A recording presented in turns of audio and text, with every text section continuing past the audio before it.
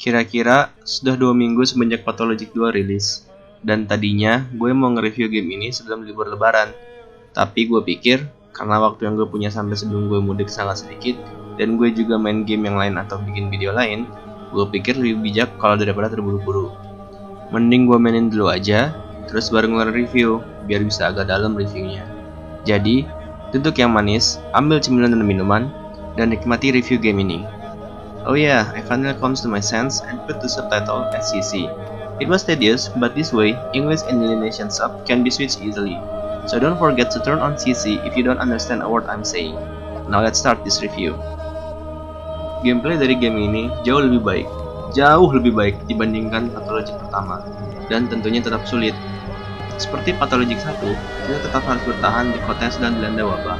Karenanya, akan ada hunger bar, thirst bar yang digabung dengan stamina bar, immunity bar yang digabung dengan infection bar, dan terakhir exhaustion bar. Hunger bar dan exhaustion bar akan bertambah selama kalian bermain, dan tentunya mereka bisa diatasi dengan cara makan untuk hunger bar dan tidur untuk exhaustion bar. Tapi sayangnya, saat kalian tidur, hunger bar akan bertambah. Tapi lagi, health dan immunity bar akan bertambah. Jadi kalian harus berpikir 2 kali jika ingin tidur untuk memulihkan status kalian, karena ada untung dan ruginya. Selain hunger dan exhaustion bar yang bersangkut paut, thirst dan stamina bar juga ada hubungannya. Semakin sering kalian berlari, maka stamina bar akan semakin cepat berkurang. Dan saat kalian sedang memulihkan stamina bar kalian, thirst akan mengisi stamina bar kalian. Ya, fungsi dari thirst adalah mengurangi stamina maksimal kita, sehingga kita tidak dapat sering berlari atau berkelahi. Untungnya, kita bisa minum air untuk menghilangkan thirst tersebut dari keran atau tong air yang ada di kota. Kalian juga bisa menampung air dari botol kosong yang bisa kalian ambil dari tong sampah. Tapi hati-hati, karena sumber air yang terinfeksi wabah tidak bagus untuk kesehatan kalian. Immunity bar dirombak ulang jika dibandingkan dengan Pathologic 1. Sekarang, immunity bar akan berkurang selama kita berada di daerah berwabah. Dan jika berinteraksi dengan barang, seperti kabinet, gagang keran atau bahkan pintu rumah yang ada di daerah berwabah.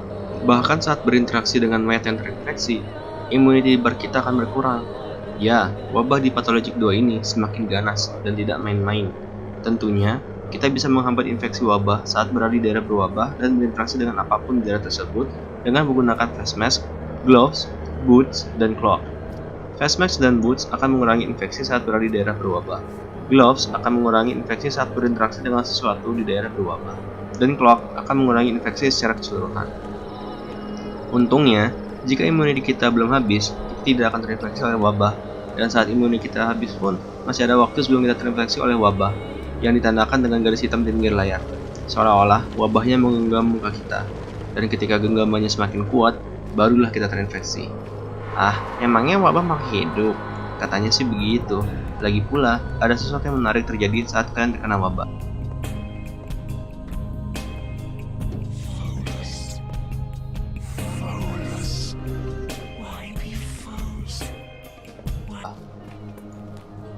Kalian bisa menambahkan immunity dengan obat dari toko atau obat racikan kalian sendiri, atau dengan berada di daerah atau rumah yang bersih dari wabah.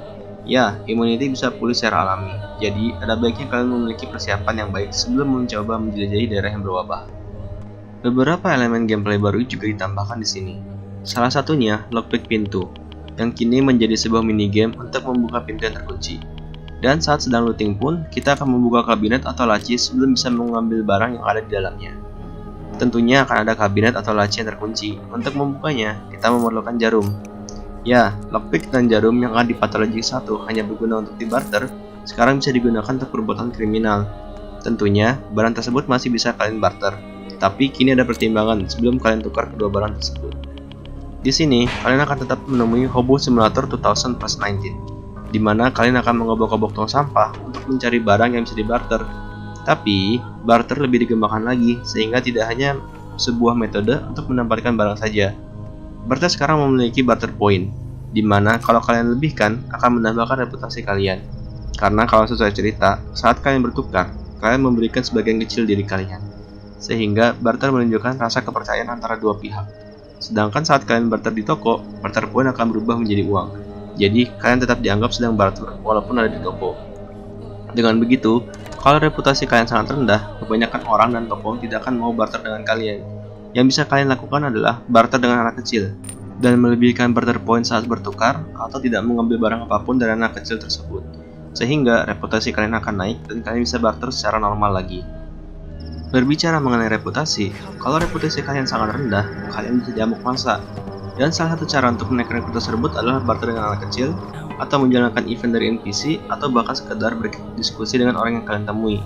Walaupun tidak naik banyak, tapi sistem tersebut lumayan unik.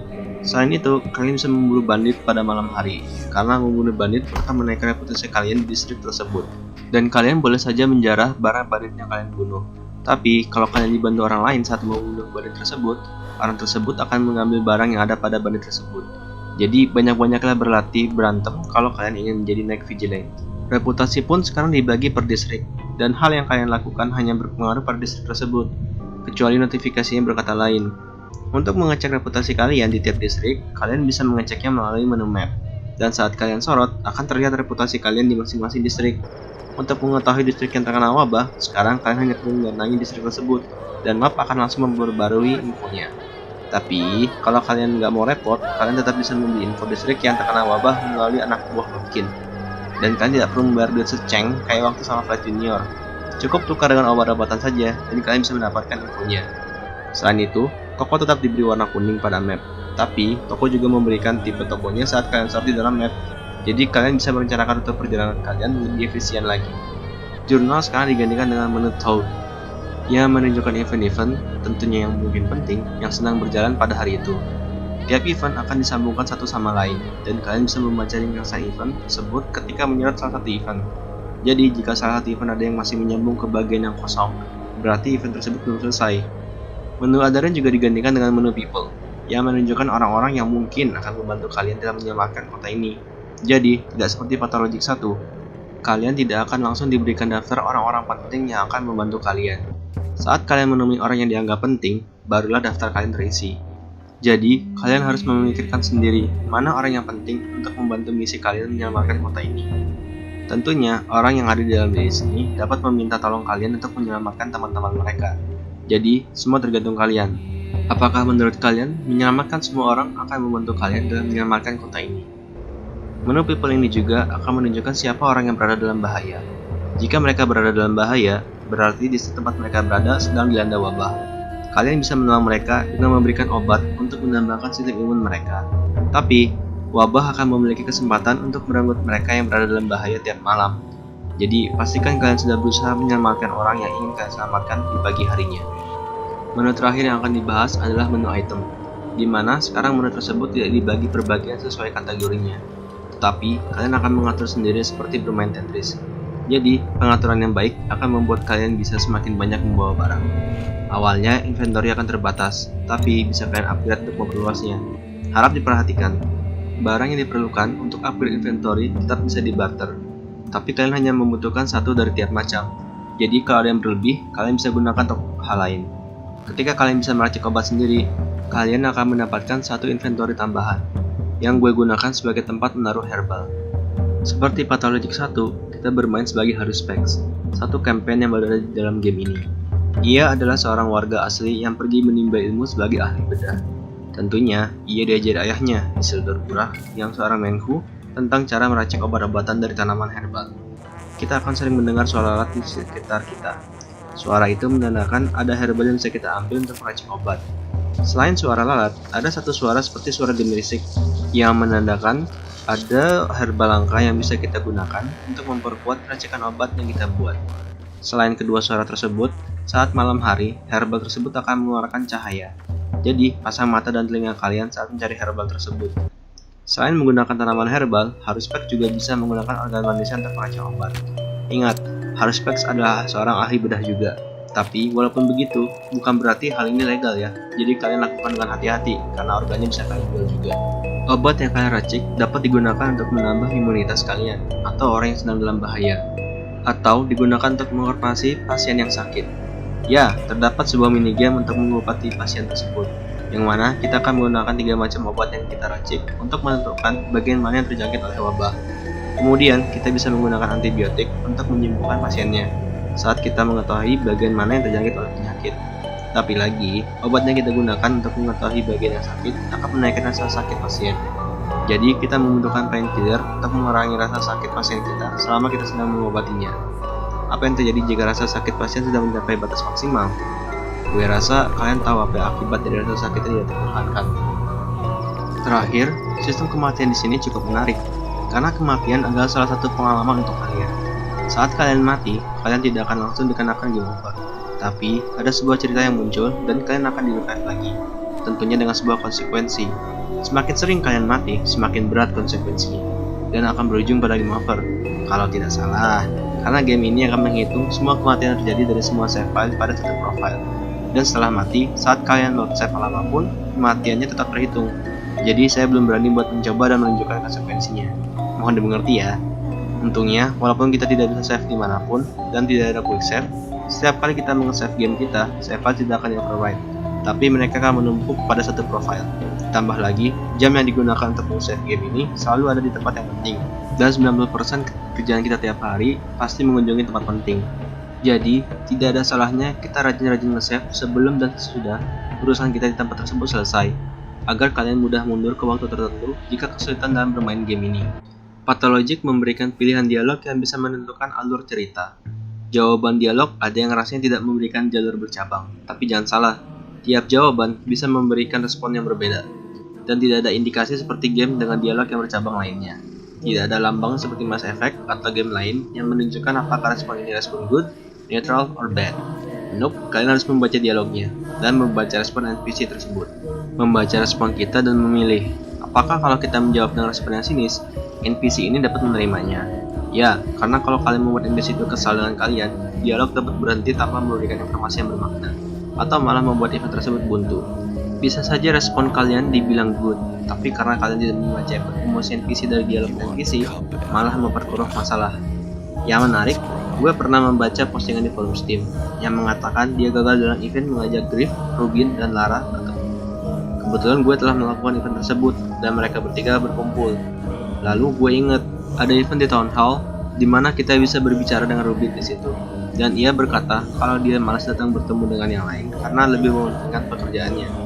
Lalu gue kurang lebih memilih opsi yang bilang, bro, apa salahnya ketemu kita sebentar? Karena dua opsi lainnya kurang lebih mengatakan, gak usah datang aja lu bangsat, dan terserah lu lah. Dan dialognya berakhir di situ. Gue nggak punya bukti konkret yang bisa bilang kalau itu yang menyebabkan gagal atau suksesnya event tersebut. Bisa jadi ada dialog lain yang menentukan ini. Karena salah satu user bilang ada satu dialog lagi yang bisa bikin Rubin gak mau datang. Disitulah daya tarik dari Pathologic, dan karena itu juga Pathologic bukanlah game untuk semua orang. Hal tersebut juga lah yang membuat pengalaman bermain tiap orang berbeda-beda. Contoh lainnya adalah saat pemakaman ayah Artemi, Isildur Burah, di mana kita bisa mengecek mayatnya sebelum dikuburkan. Di situ terdapat dua pilihan. Kita bisa hanya mengecek ala kadarnya saja dan berhenti di situ, atau kita membuka kain yang menutup jasad Isildur. Apa yang salah dengan mencari tahu lebih lanjut agar kita bisa menemukan pembunuhnya? Kalau kalian berbicara dengan banyak NPC dan memperhatikan dialognya, kalian akan tahu bahwa kalian belum menjadi main crew. Dan mengotopsi jasad hanya boleh dilakukan oleh seorang main crew. Dan kalau kalian melanggar hal tersebut, akan ada dampaknya nanti. Disinilah gua merasa terpesona dengan Pathologic 2. Tidak ada handholding yang menunjukkan apa yang harus dilakukan pada saat itu. Semua terjadi karena usaha kita sebagai pemainnya. Game hanya menyiapkan latar dan panggungnya. Selebihnya adalah kemampuan dan seberapa paham kita terhadap apa yang terjadi dalam game ini. Mungkin hanya ini yang bisa gue bagikan. Karena baik lagi, Pathologic adalah game di mana cerita yang kalian alami dan pengalaman kalian adalah rewardnya. Jadi, kalau gue banyak cerita tentang hal-hal menarik dalam game ini, mungkin kalian akan merasa kurang ketika kalian memainkan game ini.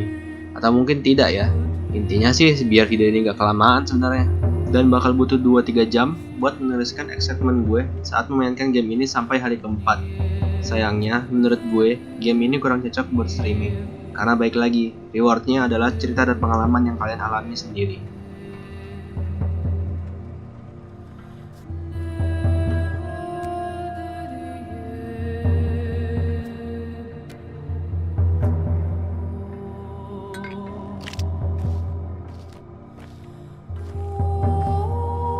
Oke, akhirnya kita sampai pada akhir review ini. Video ini lumayan panjang, jadi gue harap kalian cukup nyaman. Kalau di video sebelumnya, gue bilang kalian boleh saja mencoba Pathologic 1, gue sekarang bisa dengan sepenuh hati bilang, cobain Pathologic 2 aja. Kenapa? Pathologic 2 tetap sulit. Jalan-jalan keliling kota dari poin A ke B masih ada, tapi tidak sebego Pathologic 1. Elemen survivalnya mungkin bakal berasa lebih brutal dibandingkan yang pertama. Teks dialog pun masih banyak, tapi improvement dari gameplaynya lah yang bisa membuat kalian setidaknya lebih sabar untuk memainkannya. Mungkin loh ya, karena improvement QoL yang ada di Pathologic 2 seperti fast travel dan gameplay lainnya yang membuat gue rada sulit buat balik ke Pathologic 1. Tapi mengingat Pathologic 2 baru hanya ada campaign Harus Specs dan kita nggak tahu kapan campaign Bachelor dan Changeling akan dirilis, jadi kalau kalian penasaran dengan kedua campaign lainnya, nggak ada masalahnya mencoba Pathologic 1. Tapi ingat, gameplaynya akan sangat jauh berbeda dengan Pathologic 2, dan mungkin ada beberapa cerita yang berbeda juga. Lagi pula, Pathologic 2 merupakan reimagining dari Pathologic 1, jadi nggak akan jauh berbeda, kecuali gameplay dan tambahan cerita. Seperti yang udah gue jelasin, elemen survival seperti hunger dan kawan-kawannya mungkin di awal terlihat seperti mengganggu. Tapi semakin lama kalian bermain, kalian akan semakin mengerti bagaimana bertahan hidup dengan elemen survival tersebut. Tujuan kalian untuk bertahan hidup adalah agar kalian bisa mencapai hari ke-12. Eits, tapi bukan hanya itu saja. Di sela-sela kalian memutar otak biar bisa bertahan hidup tiap hari, kalian harus memikirkan juga bagaimana cara menyelamatkan kota ini. Dan juga muter otak lagi, gimana caranya mempertahankan orang-orang yang mungkin penting dalam misi kalian untuk menyelamatkan kota ini agar tetap hidup. Dan lagi, kalian akan muter otak lagi, biar kalian bisa melakukan event yang penting dalam menyelamatkan kota ini. Karena tidak semua event harus kalian lakukan untuk menyelamatkan kota ini. Dan lagi, event yang ada dalam game ini banyak yang time based, yang berarti kalian bisa ketinggalan beberapa event karena waktu. Ya, game ini akan memaksa kalian untuk menggunakan otak kalian saat bermain. Dan juga kegagalan bukanlah akhirnya. Saat kalian mati pun itu merupakan sebuah pengalaman tersendiri bagi kalian. Dan ingat juga, semua yang kalian lakukan di sini akan memiliki konsekuensi. Sehingga pengalaman tiap pemain akan berbeda-beda. Elemen gameplay yang ada bukan hanya untuk membuat sebuah game, tapi sebaliknya, elemen gameplay hadir sebagai salah satu lapisan tambahan untuk ceritanya. Pathologic 2 memiliki daya pikat yang unik untuk membuat kalian merasakan bagaimana penderitaan bertahan hidup di sebuah kota yang dilanda wabah. Dan kereta yang membawa makanan dan supply lainnya tidak kunjung datang. Ya, kalian memainkan game ini bukan untuk bersenang-senang, tapi untuk merasakan sebuah penderitaan dan bersimpati dengan orang-orang yang ada di dalam kota ini. Dan demi Allah, kalian mungkin akan merasakannya melalui gameplaynya. Jadi baik lagi, mungkin Pathologic 2 bukan game untuk kalian yang tidak senang main game yang sulit. Tapi kalau kalian bisa bersabar, mau membaca teks dialog, dan tentunya memperhatikan dengan sesama, dan mau belajar dari pengalaman kalian saat campaign pertama kalian hancur, atau kalian sudah sangat buntu sampai harus pulang dari awal, kalian akan menemukan sebuah game yang sangat unik dan menarik. Ya, karena itulah gue bilang, video ini gue buat biar kalian setidaknya mau mencoba Pathologic 2, karena memainkannya sendiri adalah sebuah pengalaman untuk kalian sendiri. Untuk grafik, gue nggak terlalu mempermasalahkan, karena art style-nya yang menarik, jadi settingan ultra low pun gue akan kurang enak di mata. Oh iya, kalian udah lihat kalau kota ini diguyur hujan belum? Nih, kita tambahin lagu chill biar comfy dulu ya. Sebelum gue tutup, gue akan beri disclaimer bahwa ada beberapa hal yang sengaja gue tinggalkan biar saat kalian mencoba game ini, beli asli atau pakai patani, ada kejutan buat kalian. Ya, karena selain itu juga ini udah 3 kali gue rombak scriptnya. Perubahan kecil mungkin udah gak kehitung, karena tiap kali main atau mantengin forum Steam, ada sesuatu yang bisa ditambahkan atau dirubah ke sini. Oh iya, developernya bilang, beberapa update berikutnya mereka akan menambahkan semacam difficulty slider.